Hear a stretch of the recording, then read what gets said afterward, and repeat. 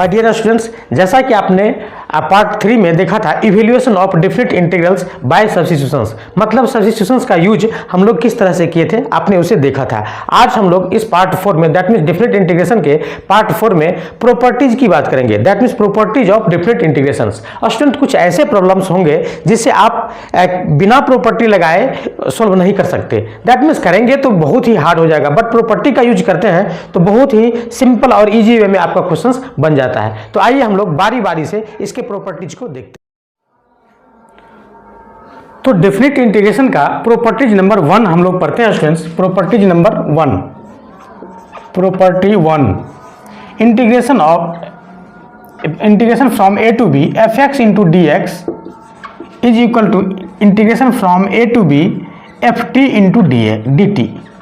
अब आप कहेंगे कि सर यहाँ तो फंक्शन चेंज है। बिल्कुल, अगर कोई भी फंक्शन चेंज होता है और उसका फॉर्म, फंक्शंस का जो फॉर्म है, ठीक है, वो अगर सेम रहता है और वेरिएबल चेंज होता है तो डिफरेंट इंटीग्रेशन के वैल्यू में कोई अंतर नहीं होता है। तो जैसा कि आप यहाँ पर देख पा रहे हैं स्टूडेंट्स कि जैसा कि हमने सपोज कर लिया यहाँ पर LHS सपोज कर लिया LHS कि integration a to b fx into dx हमने लिया fx प्लस c ले लिया, ठीक है। यहाँ पर b लगा देंगे, यहाँ पर a लगा देंगे। तो आपने डेफिनेशन मतलब फर्स्ट पार्ट डिफरेंट इंटीग्रेशन का फर्स्ट पार्ट में भी देखे होंगे कि c कैंसिल हो जाता है, दैट मीन्स यहाँ पर लिखेंगे fb प्लस c और इसमें से माइनस करेंगे fa प्लस c और इस तरह से c से c कैंसिल हो जाएगा और fb माइनस fa हमारा बच गया। तो इस तरह से हमारा LHS। सिमिलरली RHS आप कर सकते हैं, integration from a to b ft into dt equal to क्या लिखेंगे तो ft लिख दीजिए यहाँ पर प्लस c लिख दीजिए, चूंकि सेम फॉर्म है आपका, ठीक है। सो यहाँ पर फंक्शन से जो वैल्यू आएगा इंटीग्रल्स वो भी क्या होगा, सेम ही होगा और इसका केवल वेरिएबल्स चेंज होगा। सो यहाँ पर a लिखा, यहाँ पर b लिखा और इस तरह से देखिए सेम फॉर्म आ गया आपका। और जब b और a t के बदले में आप पुट करेंगे तो यहाँ भी आपका resultant value fb minus fa हो जाता है। तो इस तरह से स्टूडेंट्स हमने प्रॉपर्टी फर्स्ट को पढ़ा। अब प्रॉपर्टी सेकेंड है students, property second, integration from a to b fx into dx is equal to minus b to a fx into dx या ft into dx ft into dt, ठीक है, कोई भी functions. अब देखिए यहाँ पर आप देख पा रहे हैं कि केवल लिमिट चेंज है, अपर लिमिट को लोअर लिमिट के जगह पर और लोअर लिमिट को अपर लिमिट के जगह पर रख दिया गया है। तो एक माइनस यहाँ पर कॉमन हो गया है, वेरी सिंपल। सो यहाँ पर हम लिखेंगे LHS। तो LHS में जैसा कि आपने फर्स्ट में देखा, यहाँ पर देख सकते हैं LHS में कितना वैल्यू आ गया है FB माइनस FA। अब इसी तरह से हम RHS को सोल्व करेंगे। तो RHS में क्या आएगा, तो इसका इंटीग्रेशन क्या हो जाएगा, तो जैसा कि हमने बताया, ये फर्स्ट में बताया कि fx प्लस c आ गया और यहाँ पर लगा देंगे हम b to a और यहाँ पर फिर माइनस है, माइनस लगा देंगे। सो यहाँ पर माइनस, अब आप a रख के देखिए तो क्या हो जाएगा fa plus c minus fb plus c। तो इस तरह से हमारा रिजल्टेंट वैल्यू आया। यहाँ पर ब्रैकेट थोड़ा सा हम क्या करते हैं, मिडिल ब्रैकेट का यूज कर लेते हैं, मिडिल ब्रैकेट का यूज कर लेते हैं, ठीक है। अब इस तरह से देखिए कि c से c हमारा कैंसिल हो गया। अब आप जब माइनस से मल्टीप्लाई करेंगे तो क्या आ जाएगा fb माइनस fa। सो अगर लिमिट चेंज होता है, अपर लिमिट लोअर लिमिट के जगह पर या लोअर लिमिट अपर लिमिट के जगह पर चेंज होता है तो एक माइनस हमारा कॉमन आता है। आइए हम लोग प्रॉपर्टी थर्ड को देखते हैं।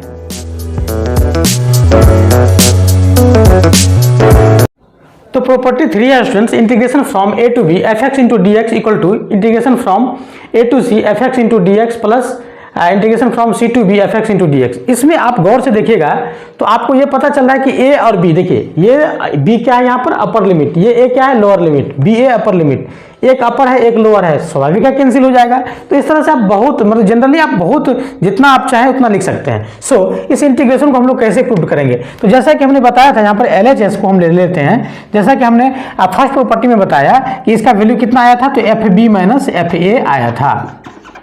अब RHS क्या होगा, तो RHS देखिए कितना सिंपल, इसका वैल्यू कितना आ जाएगा, तो FC माइनस FA और बीच में प्लस है।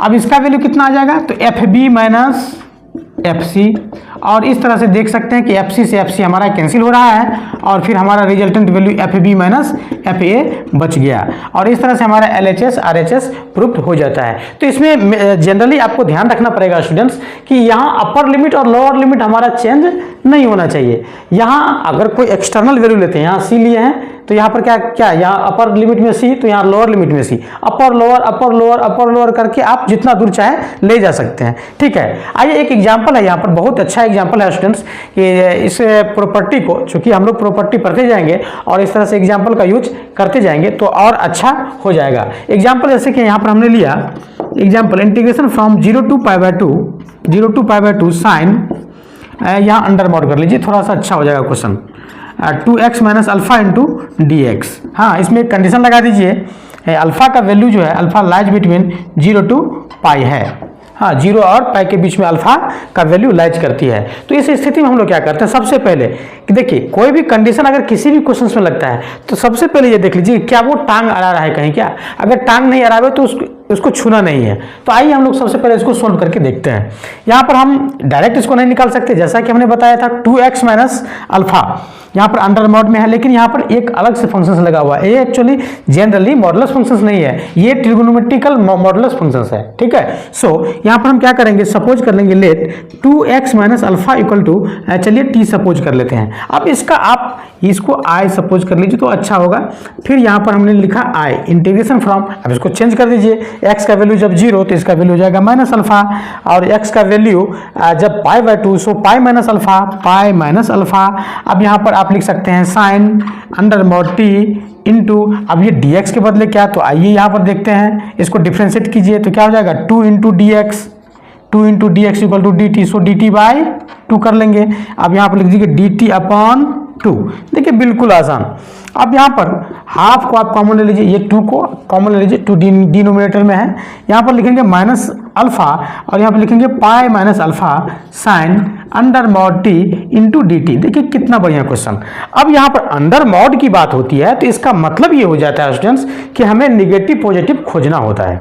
ठीक है, अब देखिए साइन क्या है, साइन माइनस थीटा अगर डालते हैं तो माइनस साइन थीटा होता है, मतलब जब t का वैल्यू आप माइनस अल्फा डालते हैं तो इसका वैल्यू निगेटिव होता है। ठीक है, और जब t का वैल्यू पाई माइनस अल्फा डालते हैं 180 माइनस थीटा तो पॉजिटिव होता है। इसका मतलब इसमें निगेटिव पॉजिटिव है। सो हम करेंगे क्या, तो कहाँ से कहाँ तक निगेटिव और कहाँ से कहाँ तक पॉजिटिव है उसको हम लोग सेलेक्ट करेंगे। तो इसके लिए मॉडुलस फंक्शंस में जैसा कि मैंने आपको बताया था कि अंडर मॉड जो भी वैल्यू होगा उसको हम लोग 0 के इक्वलिटी में 0 के इक्वल कर लेंगे। सो यहाँ पर t को 0 के इक्वल कर लेंगे, t इक्वल टू 0 पर, हाँ तो t इक्वल टू 0 कर लेंगे और इस तरह से हमारा यहाँ पर फॉर्म बन जाएगा स्टूडेंट्स। यहाँ तो हाफ तो सब में आएगा चूंकि कॉमन पार्ट्स है। हाँ, अब यहाँ पर ये माइनस अल्फा से लेकर के 0 तक, माइनस अल्फा से लेकर के 0 तक यहाँ पर क्या जाएगा, तो साइन, तो यहाँ जाएगा minus sine t into D T. ठीक है, चूंकि इस यहाँ पर वैल्यू क्या हो रहा है निगेटिव और sine minus theta equal to minus sine theta, so यहाँ पर हमने माइनस लगा दिया। ठीक है, अब आइए बीच में लिखेंगे यहाँ पर प्लस। अब ये कहाँ से कहाँ तक, तो 0 से लेकर के सेम प्रॉपर्टी का मैं यूज कर रहा हूँ, 0 टू पाई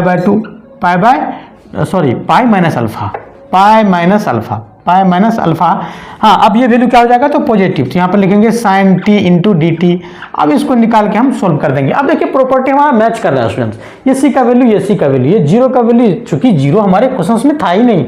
ठीक है, यहाँ था लेकिन यहाँ तो क्वेश्चन में 0 है ही नहीं, बट 0 आया है स्टूडेंट्स, मतलब 0 पर क्या होता है वैल्यू निगेटिव पॉजिटिव अपना डायरेक्शन देता है, डायरेक्शन चेंज कर रहा है। सो यहाँ पर लिखेंगे हाफ और फिर देखिए माइनस साइन का इंटीग्रेशन क्या हो जाएगा, माइनस साइन का, तो साइन का हो जाएगा कॉस हो जाता है माइनस साइन।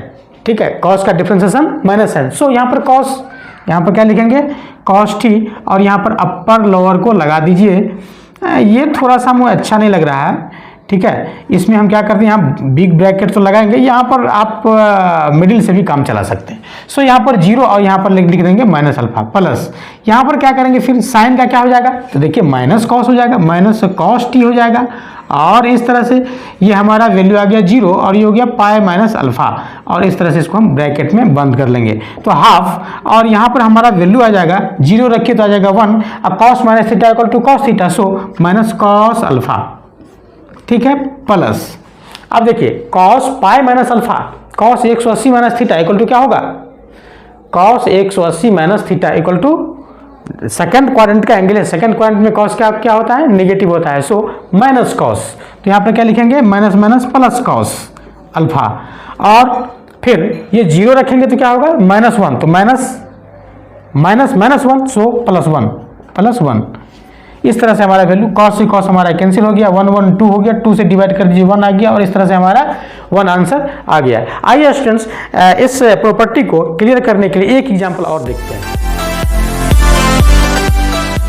तो एग्जांपल नंबर 2 है students, integration from π/4 upon π/4 to 5π/4 integration of under mod cos t into sine T plus under mod sine T into cos T into D x.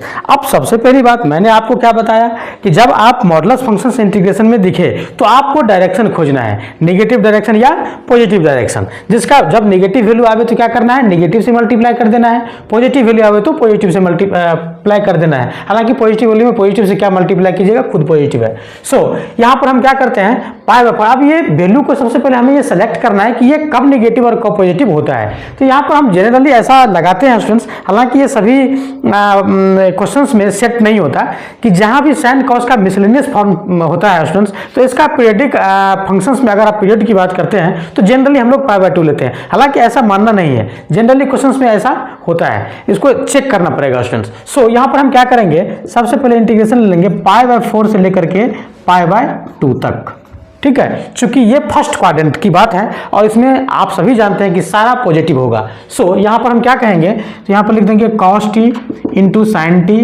Plus sign T into cos T, ऐसा हम लिख सकते हैं, into D x plus. अब आइए π/2 से लेकर के π तक, चूंकि ये सेकंड क्वाड्रेंट की बात है तो सेकंड क्वाड्रेंट में cos थीटा क्या होता है, नेगेटिव होता है, सेकंड क्वाड्रेंट में साइन थीटा क्या होता है, पॉजिटिव होता है।